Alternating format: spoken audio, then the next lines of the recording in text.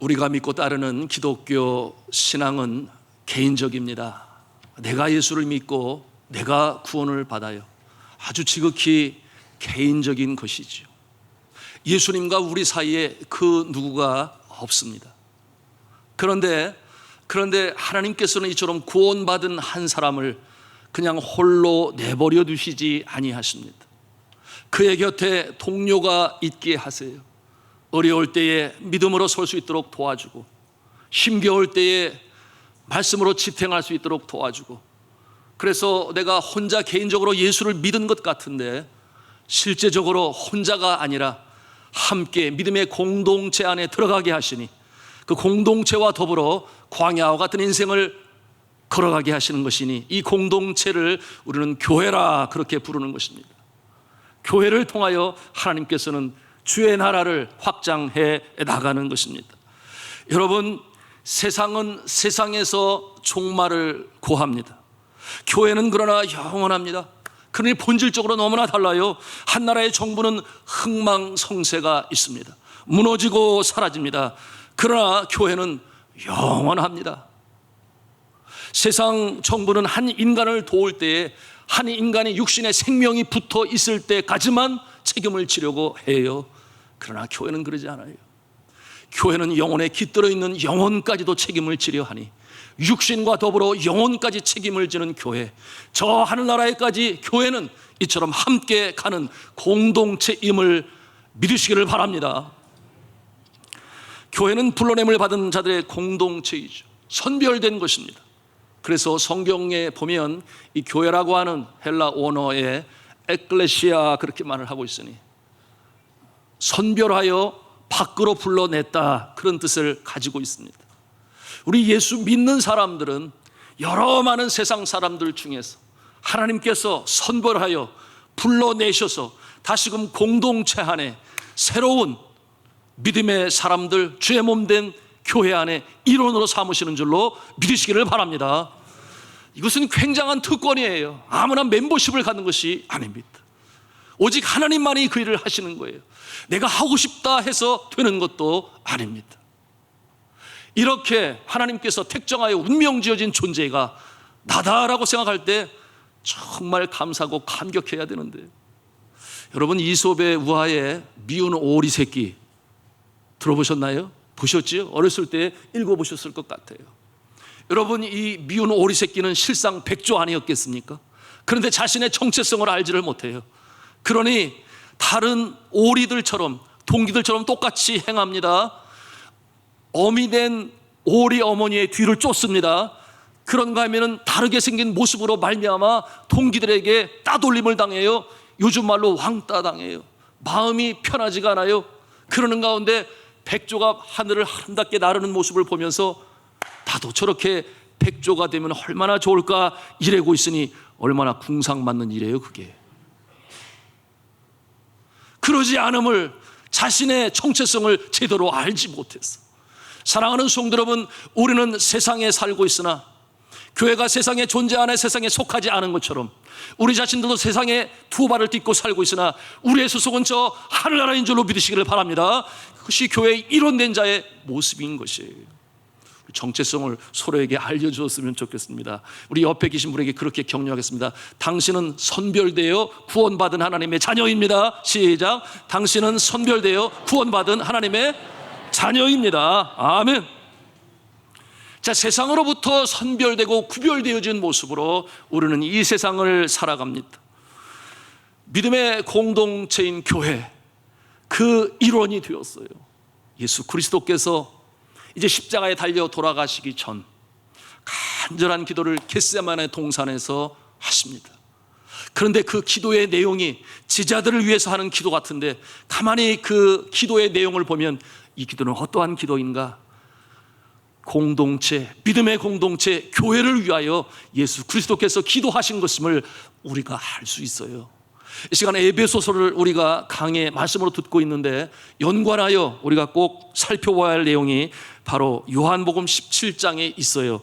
성경으로 말하면 177면에 있는데, 좀 번거롭더라도 이 시간 요한복음 17장 14절 말씀 찾아가겠습니다. 177면에 있습니다. 요한복음 17장 14절 말씀을 다 같이 한 음성으로 읽도록 하겠습니다. 시작. 내가 아버지의 말씀을 그들에게 주었사오며 세상이 그들을 미워하였사오니 이는 내가 세상에 속하지 아니함 같이 그들도 세상이 속하지 아니함으로 인함이니이다. 아멘. 자, 세상에 속하지 않으신 분이 예수님이라고 먼저 말씀하세요. 그리고 그를 따르는 자, 순종하며 주의 몸 된 교회의 일원이 된 자들도 마찬가지로 세상에 속하지 아니하였다, 그렇게 천명하고 계십니다. 그러니 세상 사람들로부터 질타가 있을 수 있고, 예수 믿는 사람들이라 교만하지 않음에도 불구하고 다름으로 인하여 그처럼 차별하는 그런 모습도 볼 수가 있습니다. 십자가에 달리시기 전에 이처럼 기도를 드리는데, 교회를 위한 기도라 그랬어요. 여러분 18절 말씀 또한 보도록 하겠습니다. 18절 말씀을 같이 읽겠습니다. 시작. 아버지께서 나를 세상에 보내신 것 같이 나도 그들을 세상에 보내었고. 아멘. 자, 이게 무슨 말씀이에요? 하나님께서 교회를 세상에 보내셨다, 그와 같은 말씀입니다.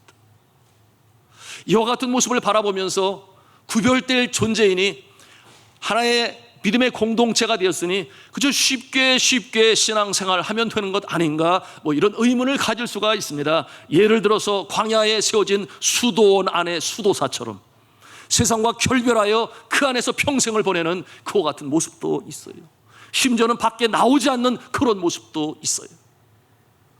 여러분, 불교가 그러지 않나요? 속세가 싫어서 산속에 들어가서 속세를 보지 않겠다, 소위 팔정도 중에 정견 아니겠습니까? 그래서 속세를 탈피하여 그곳에 있는 그 모습이 또한 한 가지의 모습인데, 요즘에 보니까 불교가 자꾸 사찰이 이 도시로 나와요. 그래서 어떻게 저렇게 변해가나 그런 생각을 갖습니다면, 그런가 하면은 과거에 박태선 씨를 중심으로 하는 신앙촌이라는 게 있었어요. 그래서 별도로 세상과 결별된 자신들만의 공동체를 이루어서 살았는데, 그렇게 쉽게 결별하여 살면 되는 것 아닌가? 이와 같은 의문점을 가질 수 있습니다. 그런데 오늘 말씀에 뭐라고 그래요? 하나님께서 나를 이 세상에 보내신 것과 같이 나도 이들을 세상으로 보내려 함이니, 이렇게 기도하고 있으니, 사랑하는 성도 여러분, 교회는 교회의 일원된 우리 지체들은 교회 안에 빛이 아니라 세상의 빛인 줄로 믿으시기를 바랍니다. 교회 안에 소금이 아니라 세상에 썩어져가는 모습을 방지하는 소금이 되는 줄로 믿으시기를 바랍니다. 이것이 교회에 세우신 목적이요 사명인 것이에요.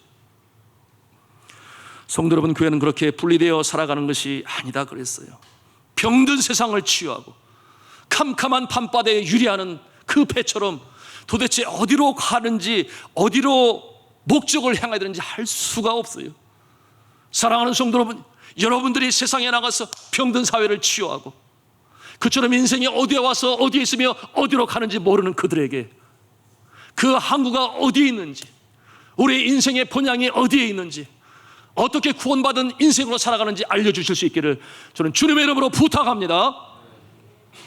그런데 이 교회의 목적을 이루기 위하여 예수님께서 내내 기도하시는데요, 계속적으로 반복되어지는 한 단어가 지금 이 요한복음 17장 가운데 나타나고 있어요. 그것은 뭐냐 하면 하나 되게 하소서, 그런 말이에요. 하나 되게 하소서, 하나 되게 하소서. 누가? 이 선별된 믿음의 사람들의 공동체, 그 안에 있는 성도들이 하나가 되게 하소서, 이와 같은 내용으로 기도를 하고 계세요. 같은 뜻을 품고 같은 목적을 향하여 같은 방향으로 나아가는 교회의 모습. 여러분, 요한복음 17장에 여전히 있습니까? 22절 말씀을 같이 또 찾아 읽도록 하겠습니다. 시작. 내게 주신 영광을 내가 그들에게 주었사오니 이는 우리가 하나가 된 것 같이 그들도 하나가 되게 하려 함이니이다. 아멘. 자, 우리가 하나 된 것 같이라고 말하고 있어요. 우리가 누구겠습니까? 여기서 말하는 우리는 성삼위일체 하나님을 말하는 거예요. 그래서 성부된 하나님, 성자 하나님이신 예수님, 성령 하나님이신 성령님, 이 삼위일체가 연합이 되어 한 뜻과 한 마음으로 하나님의 역사를 이룬 것처럼 저들도 그들도 누구겠습니까? 교회도 이렇게 한 마음으로 한 뜻, 한 목표를 가지고 갈 수 있도록 하여 주옵소서. 예수 그리스도는 그렇게 간절히 기도하는 것입니다. 왜 교회와 성도들이 하나가 되어야 하겠습니까? 여기에 대해서도 예수님께서는 바로 그 기도를 통해서 알게 하시는데 17장 23절 말씀이에요. 17장 23절 말씀을 같이 읽도록 하겠습니다. 시작. 곧 내가 그들 안에 있고 아버지께서 내 안에 계시어 그들로 온전함을 이루어 하나가 되게 하려 함은 아버지께서 나를 보내신 것과 또 나를 사랑하심 같이 그들도 사랑하신 것을 세상으로 알게 하려 함이로소이다. 아멘. 자, 하나님께서 교회의 성도 사랑하심을 마치 예수 그리스도께서 이 땅에 오셔서 사역하실 때 하나님이 사랑하심을 보여주신 것처럼 그것을 드러내기 위하여 이처럼 하나가 되기를 원하는 예수 그리스도의 기도. 여러분, 예수 그리스도께서 이 땅에 오셨을 때 하나님께서 그와 함께 하셨습니다. 그러므로 새벽이 되면은 한적한 곳을 찾으셔서 기도하심으로 하나님이 그에게 할 일을 가르쳐 주시고, 그런가 하면은 병자를 고치실 때 능력으로 함께 하여 주셨고, 배고픈 자들을 사랑으로 함께 하시니 하나님께서 예수 그리스도를 통하여 진정한 사랑이 무엇인가, 아가페 사랑이 무엇인가, 마지막에는 십자가의 사랑으로 그 모습을 보여주셨습니다. 사랑하는 성도 여러분, 우리가 교회가 세상을 향하여 나갈 때 내가 교인의 한 사람으로 세상의 어두움을 물리치고 힘든 자들을 도우러 나갈 때 하나님께서 우리를 사랑하심을 믿으시기 바랍니다. 어찌하든지 그 모습을 드러내세요. 그러므로 성령의 권능으로 함께하여 주시니 전도할 때나 기도할 때에 놀라운 역사를 체험할 수가 있는 것입니다. 이와 같은 단계로 우리의 믿음이 자라나야 되는데 내가 그러지 못하다면 무엇이 문제인가? 오늘 말씀을 통해서 우리는 배워야 할 필요가 있습니다. 지난 주간에 우리 교회 장로님들 갑자기 급하게 당회가 열렸어요. 각자 일터에 계시니 모이기는 어렵고, 그래서 우리 당회 단톡방이 있는데요, 그 단톡방을 통해서 함께 결의하게 된 것은 지금 선교지에 선교사들 중에 국내에 들어오는 선교사도 많이 있지만, 그러나 그 코로나 바이러스의 발생지인 우한에서부터 시작해서 나는 들어갈 수가 없다, 현지인들과 함께 해야 돼. 그러니 그와 같은 마음은 어떤 마음이에요? 죽으면 죽으리라. 그 일로 하나님께서 나를 이곳에 보내셨으니 나는 떠나지 않아. 그와 같은 마음을 가지고 있는 선교사들 중에 우리 교단의 두 선교사님이 그만 코로나에 감염이 되고 말았어요. 너무나 안타깝잖아요. 그래서 그 의료적으로 열악한 상황 가운데서도 치료를 받아야 되고, 그러는 가운데 가까스로 이제 음성 판정으로 받게 되었는데 여전히 후유증이 남아있는 거예요. 그와 같은 소식을 해외 선교부 총무님을 통해서 제가 듣게 되니 우리가 그 일을 도와야 돼. 선교하는 교회인데 다른 일보다도 그런 일을 도와야지.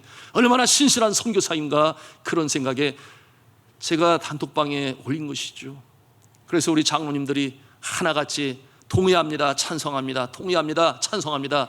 그래서 그 바로 다음 날 바로 우리 성도들이 헌금한 구제 코로나 구호 헌금에서 일부분을 그곳으로 보냈습니다. 그곳으로부터 해외 선교부 총무를 통해 저에게 메시지를 전해왔어요. 그러한 내용이 이러합니다. 13일 검진 결과 이제는 음성으로 나왔습니다. 새롭게 태어남 같은 기쁨을 함께 나눌 수 있어서 행복했습니다.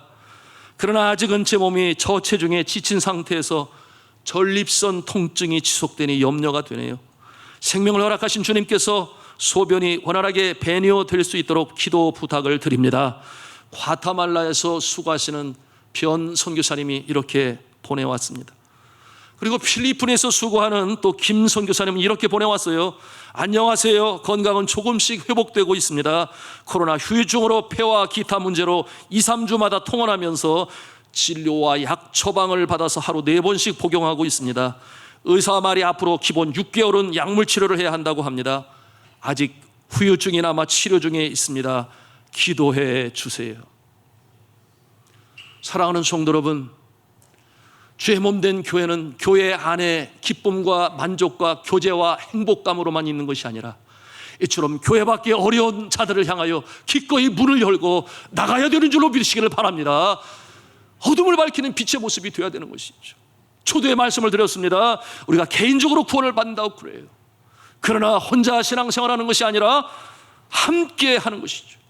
교회의 일원이 되고 서로 격려하고 위로받고 궁극적으로 하나님의 크신 사랑을 세상에 나타날 수 있어야 되는 것입니다. 이 일에 우리 자신이 쓰임을 받고 이 일에 하나님의 영광의 역사를 나타내시는 우리 산돌중앙교회, 한국교회 우리 모두가 될 수 있기를 주님의 이름으로 축원합니다. 이와 같은 선지식을 가지고 교회를 깨달으며 오늘 본문의 말씀 에베소서로 들어가겠습니다. 다시 성경을 에베소서 4장 오늘 성경 본문으로 가시겠습니다. 에베소서 4장 11절 말씀을 같이 한 음성으로 읽도록 하겠습니다. 시작.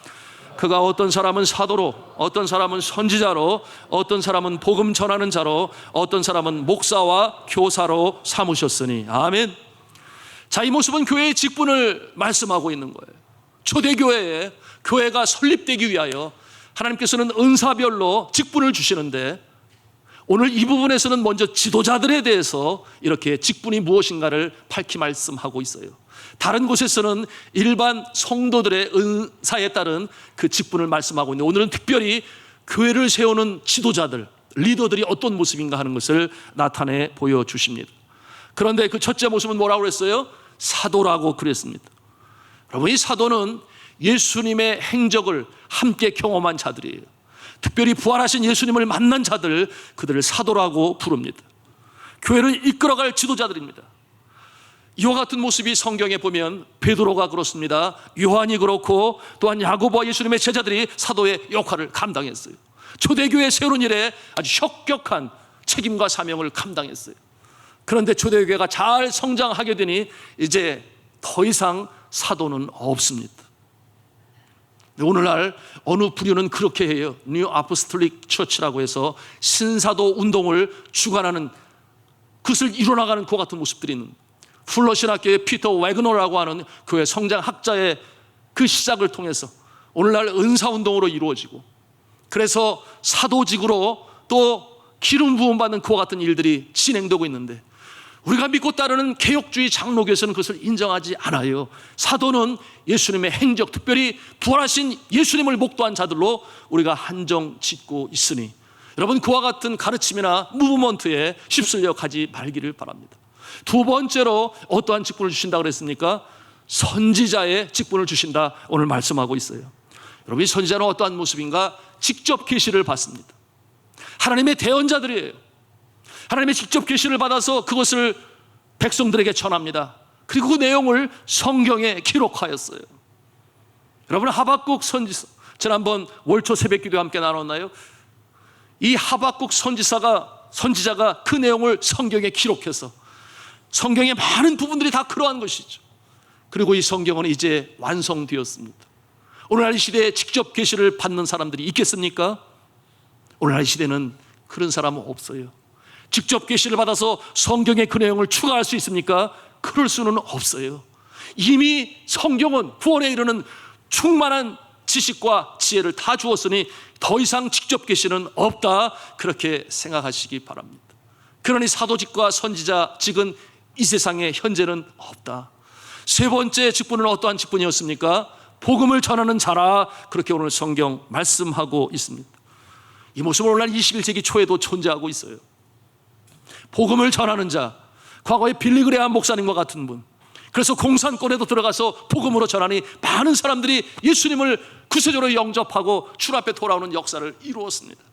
D.L. 무디와 같은 분, 그런가 하면 오늘날 미전도 종족 지역에서 아직 복음을 알지 못하는 자들에게 생명의 말씀으로 전하는 선교사들이 바로 이와 같은 복음 전하는 자의 직분을 가진 자다, 우리가 그렇게 볼 수 있겠습니다. 그리고 마지막으로 등장하고 있는 모습이 있으니 그것은 오늘 말씀에 교사와 목사로 세웠다, 목사와 교사로 세웠다, 그렇게 말씀하고 있습니다. 여러분, 성경이 이와 같은 모습이 어떠한 모습일까요? 여러분, 예루살렘 초대교회를 목회한 야고보라든지, 그런가 하면 에베소 교회를 목회한 사도 요한이나 또는 디모데와 같은 모습이라고 볼 수 있겠습니다. 성경 원서를 보게 되면 이 사도와 선지자, 복음 전하는 자의 앞에는 헬라어로 정관사가 붙어 있어요. 독립되어진 그와 같은 직분인데, 그런데 이 교사와 목사와 교사는 하나로 묶어서 정관사가 하나밖에 없어요. 그런 이와 같은 모습은 같은 맥락에서 주시는 말씀인데, 여러분, 교사이면서 동시에 목사가 아닌 모습들은 찾을 수 있습니다. 신학자들 중에서 그런 모습이 있을 수 있어요. 그런데 목사이면서 이 목사는 교사의 역할을 감당해야 하는 것입니다. 잘 가르쳐야 됩니다. 생명의 말씀으로 가르쳐서 교회가 든든히 서갈 수 있도록 하는 일에 이 목회자는 그 사명을 가지고 있는 것입니다.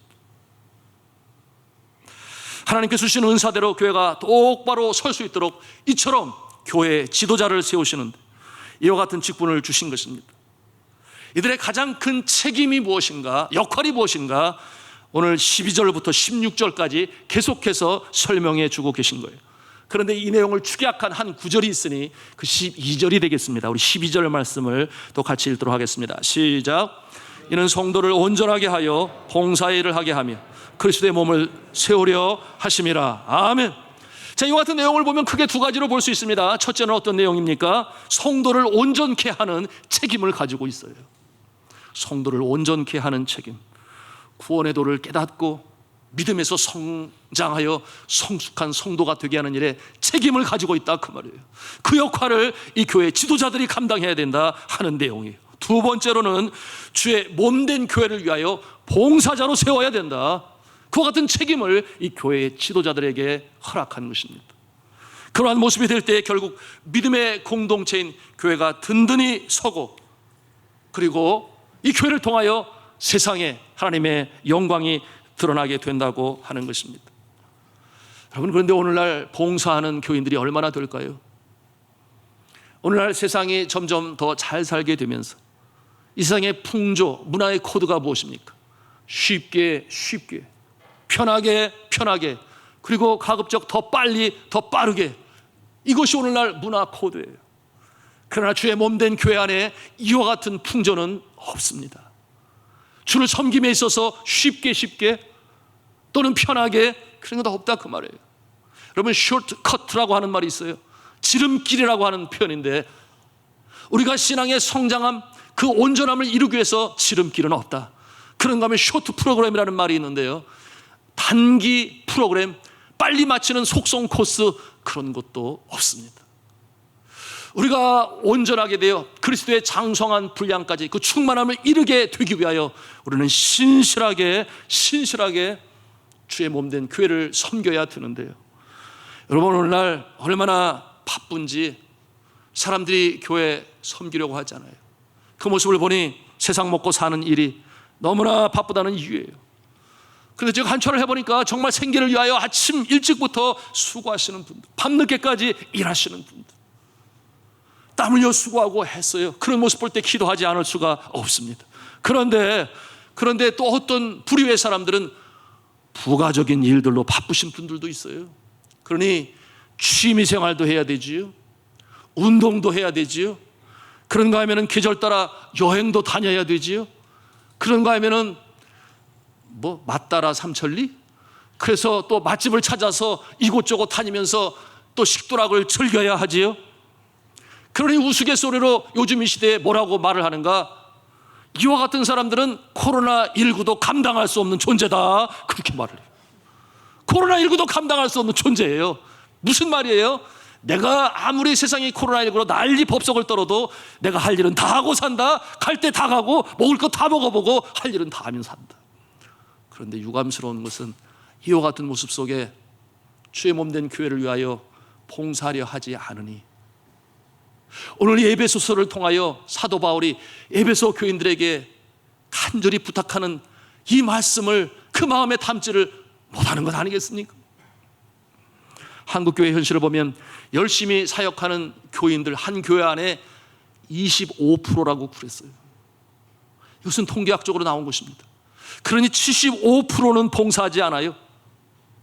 한 신학자는 이와 같은 모습을 보면서 교회의 목회자들에게 아주 챌린지, 도전을 주었어요. 뭐라고 말을 했는가 하면 중풍으로 반신을 움직이지 못하는 경우를 반신불수라고 하는데, 그렇지 않습니까? 이런 면에서 보면 한국교회는 4분의 3신불수, 그런 말을 했어요. 4분의 3신불수. 그러면서 도전을 주었어요. 오늘날 목사, 교사는, 또는 교사, 목사는 교인들에게 교회의 활성화에 기여하고 있는가, 아니면 교회의 마비화에 기여하고 있는가, 그렇게 책망을 하면서 목회자들을 도전하고 있습니다.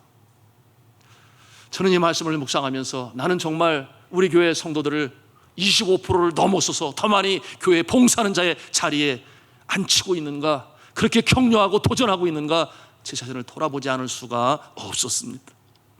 성도 여러분, 여러분은 교회에 봉사하는 교인이 되십니까? 아니면 달콤한 찬송을 듣고 메시지 듣고 도망치는 교인입니까? 자신에게 물어볼 수 있어야 돼요. 나는 안식이 필요해. 나는 쉬어야 돼. 아니면 나는 난 사람 추스르기도 정신이 없어.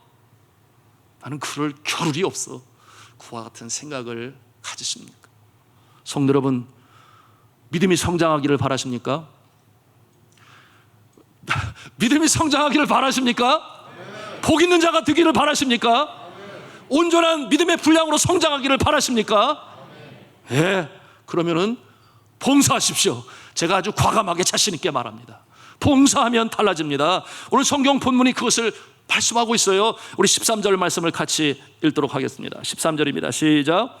우리가 다 하나님의 아들을 믿는 것과 아는 일에 하나가 되어 온전한 사람을 이루어 그리스도의 장성한 분량이 충만한 데까지 이르리니. 아멘.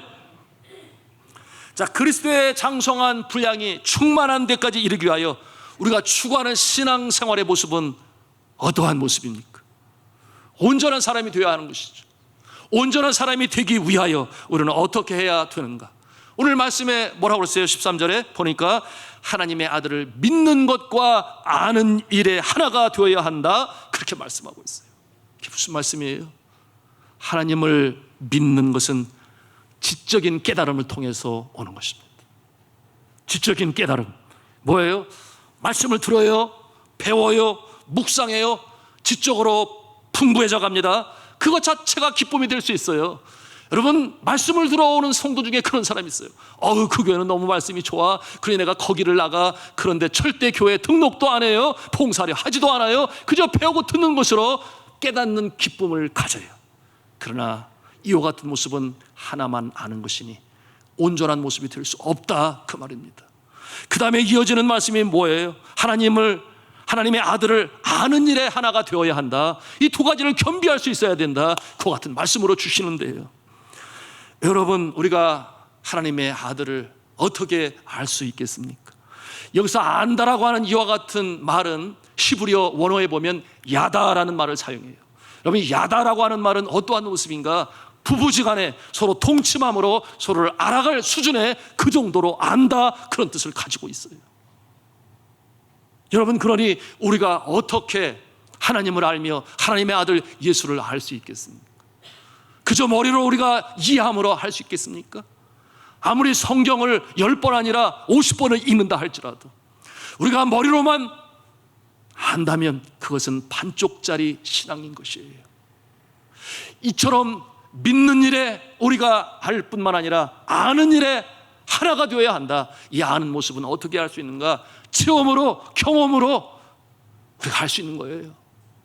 나의 마음뿐만 아니라 나의 손과 발이 움직여져서 나의 시간을 들이고 나의 힘을 들이고 그러는 가운데 체험적으로, 경험적으로 하나님을 제대로 알게 하시는 줄로 믿으시기를 바랍니다. 그와 같은 모습이 다윗의 모습 아니었나요? 성경에 나타난 믿음의 영웅들의 모습이 다 비슷한 모습을 가지고 있으니, 여러분, 다윗이 여호와의 이름을 부릅니다. 여호와는 나의 목자가 되시니, 여호와는 나의 방패가 되시니, 여호와의 나는 산성이 되시고 창이 되시고 뿔이 되시고 보호하시는 날개가 되시니. 여러분, 자네도 나누었어요. 이 아름다운 하나님의 이름들이 미사역으로 머릿속에서 고안하고 생각하여 만들어낸 이름입니까? 그렇지 않아요. 피비린내 나는 전쟁터에서 적진에 들어가 창으로 나를 찌려고 하는 그 순간에 나를 막으시는 그 하나님을 경험하면서 여호와는 나의 방패가 되시니, 실존적인 삶의 현상, 치열한 전투와 같은 현장에서 하나님을 체험하고 경험하며 알아가는 것인데, 어떠한 자에게 그처럼 주의 나라를 위하여 기꺼이 나의 시간을 드리고 나의 힘을 들여서 이와 같은 일을 행하는 자, 진정으로 야다의 역사, 하나님의 아들을 아는 지식에 이르는 줄로 믿으시기를 바랍니다. 진정한 삶이 경험을 통해서 나타나는 거예요. 여러분, 그런데 우리가 이것처럼 손과 발, 시간을 힘을 들여서 하는 자, 하나님께서 뭐라고 그랬어요? 세상으로 보낼 때에 사랑하시는 바를 증거케 하시려고 그와 같은 기도를 예수님이 들으십니다. 여러분, 이처럼 봉사의 현장에 주님 앞에 드리는 그 모습, 하나님께서 복을 주셔서 그 10년 가운데 그야말로 세상이 알지 못해요, 체험하지 못해요, 놀라운 기쁨을 주시는 줄로 믿으시기를 바랍니다. 이것이 신비예요. 주를 섬기는 자, 체험으로 알게 하는 자, 그와 같은 기쁨을 주시니 그와 같은 모습은 마치 깊은 산속의 옹달샘에 끊임없이 쉬지 않고 솟아오는 샘물과 같이 생명수가 되어 우리의 심령 가운데서 솟구쳐 오르는 리빙 워터, 흐르는 생명수가 되는 줄로 믿으시기를 바랍니다. 이와 같은 역사로 체험하면서, 여러분, 이와 같은 모습 저는 선교지에서 많이 보았어요. 여름철 휴가만 되면은 선교지에 들어와요. 휴가를 선교지에서 쓰는 것이죠, 봉사하는 일로. 그런데 혼자 안 들어오고 부인도 같이 들어오고 어떤 때는 자녀도 같이 와서 봉사를 열심히 하고 가요. 치과 의사로 리빙슨 학교 학생들 다 치과 신학생들, 그런 모습도 있고. 그런가 하면은 또 어떤 의사 선생님은 세상에 6개월을 네팔에서 보내시고 6개월은 한국에서 보내세요. 어떻게 하시는가 보니까 개인 병원을 운영하시는데 두 분이 동역자로 병원을 운영을 해요. 6개월 동안 열심히 일을 해요. 그리고 번 돈을 가지고 선교지로 나오는 거예요. 그리고 6개월 동안 그 돈을 쓰면서 봉사를 해요. 그러면 이쪽에 있는 개인 병원은 동료, 친구가 병원을 운영을 해요. 그리고 때가 돼서 들어오면 체인지를 해요. 그러면서 봉사를 하는 가운데, 여러분, 그 봉사하는 모습이 얼마나 힘들어요, 얼마나 뜨겁습니까? 댕기 피버와 말라리아 병이, 열사병이, 또한 풍토병이 있는 그와 같은 곳에서 얼굴이 환해요. 보름달처럼 환해요. 여러분, 그와 같은 모습 세상 사람들이 이해할 수 있을까요? 죽었다 깨나도 이해할 수 없는 거예요. 왜 그렇게 사서 고생을 하냐, 그렇게 말을 하겠지요. 여러분, 그와 같은 모습 왜 우리라고 체험할 수 없겠습니까? 여러분, 그와 같은 체험 속에 속사람이 새로워지니 겉사람도 새로워지는 역사가 나타나는 줄로 믿습니다. 역사가 나타나요. 여러분, 대사수녀를 우리가 존경해요. 슈바이처 박사를 존경을 해요. 여러분, 그를 직접 만난다 하면, 물론 지금은 만날 수는 없겠습니다만, 그러나 그를 만난다 하면 누가 그렇게 말을 하겠습니까? 아이고, 얼마나 고생이 많으세요. 이 뜨거운 인도 땅에서, 아프리카 땅에서 이제는 좀 쉬시고 국내에 들어와서 좀 쉬시죠. 제가 편안히 안식할 수 있도록 제가 섬기겠습니다. 그러면 그분이 맞아요, 너무 힘들어요, 이제 쉬고 싶어요. 그리고 들어올까요? 안 들어와요. 우리가 무엇으로 설명할 수 있겠습니까? 여전히 그 안에 샘솟는 샘물이 되고 생명수가 돼요. 여러분, 예수 믿는 자의 이 기쁨을 체험하실 수 있기를 저는 주님의 이름으로 축복합니다. 이것은 머리로 되어지는 일이 아니에요. 죽었다 깨어나도 되어지는 일이 아니에요. 그러므로 오늘 이 말씀을 통해 봉사에 대해서 사도 바울은 전하고 있는 것입니다. 여러분, 어느 회사의 사장과 전무가 함께 점심을 먹게 되었어요.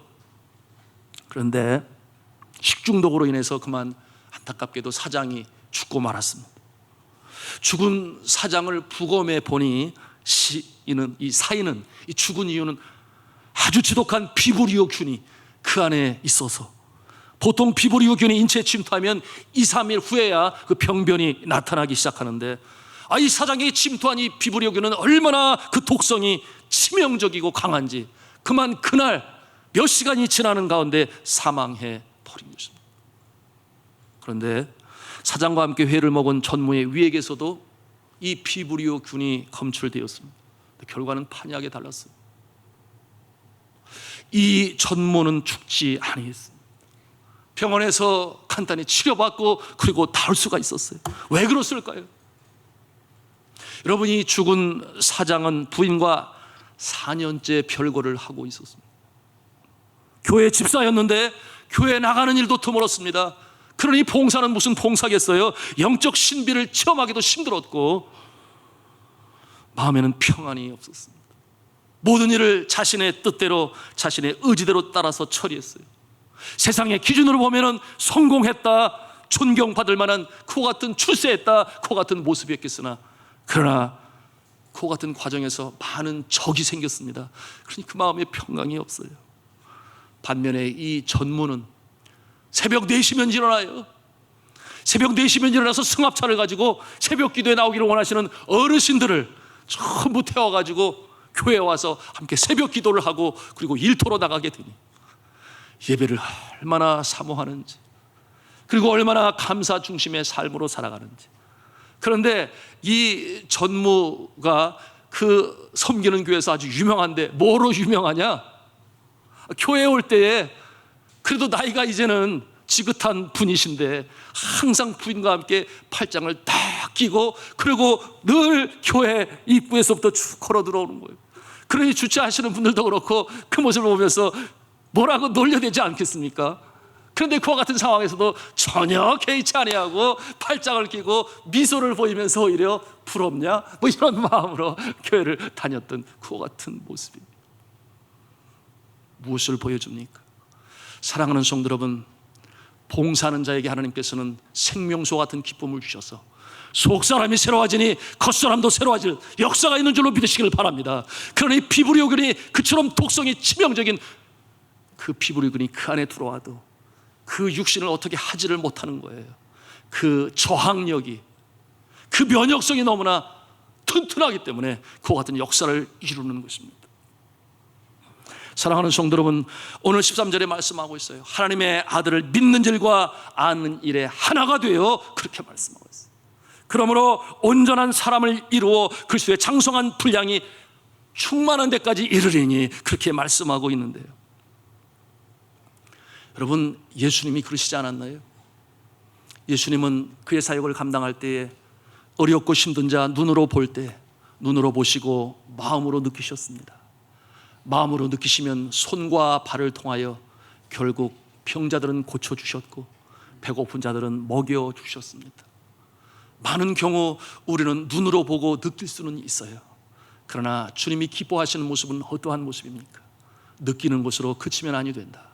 너에게는 여전히 사용할 만한 손이 있고 발이 있고 그리고 재능과 은사가 있지 않느냐. 이와 같은 모습으로 비록 개인적으로 구원을 받았으나 주의 몸된 교회, 믿음의 공동체 일원이 되어 하나님의 영광의 역사를 이 세상 가운데 드러내기를 원하시는데요. 이와 같은 모습으로 살아갈 때 어떠한 모습이 된다고 말씀하고 있습니까? 결론적으로 우리가 이제 16절 말씀 함께 읽고 오늘의 말씀을 마치겠습니다. 16절 말씀을 같이 읽도록 하겠습니다. 시작. 그에게서 온몸이 각 마디를 통하여 도움을 받음으로 연결되고 결합되어 각 지체의 분량대로 역사하여 그 몸을 자라게 하며 사랑 안에서 스스로 세우느니라. 아멘. 이와 같은 모습이 우리의 산돌 중앙교회 한국교회가 될 수 있기를 주님의 이름으로 축원합니다. 그리고 이 안에 지체가 되어 하나님이 가장 기뻐하시는 하나님의 자녀, 성도, 복 있는 인생의 모습으로 살아가시는 저 여러분 다 되실 수 있기를 주님의 이름으로 축원합니다.